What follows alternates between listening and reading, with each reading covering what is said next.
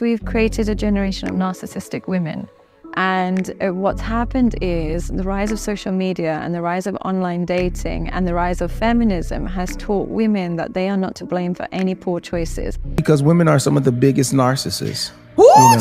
They're the biggest narcissists. Your theory is, so most modern women are narcissists. Why?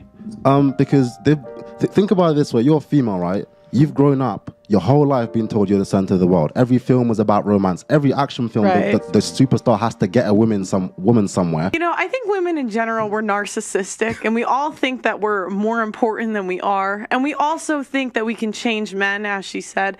Everyone today is talking about how women today are becoming more narcissistic than ever due to the rise of social media. But I think that it is also important and maybe even helpful to note that narcissistic behaviors stem from deeply rooted insecurity. Why is that important? Because behind the scenes, it is consumerism that profits the most on insecure and materialistic women. But maybe that's just a billion-dollar coincidence.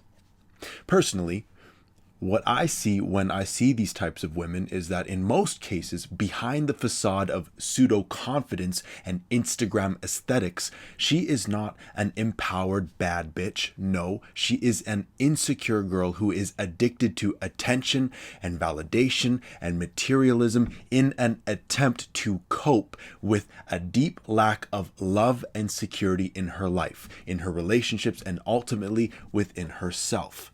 Entitlement is fake empowerment. Now, as far as narcissism itself goes, I think that the term and diagnosis of narcissist gets thrown around far too flippantly.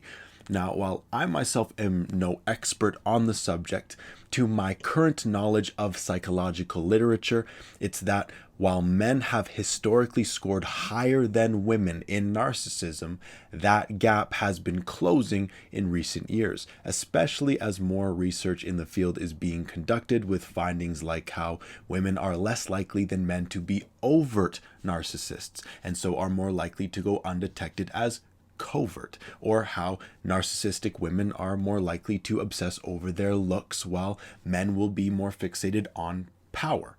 And between power and physical looks, which do you think that social media fuels to a greater degree? Social media can be a tool or a weapon, and I don't think we have even begun to see the scope of its impact on our psychology or social dynamics. So I think it is important that we have conversations that encourage awareness and accountability and communicate the possible dangers as we make decisions on how to navigate it in our lives.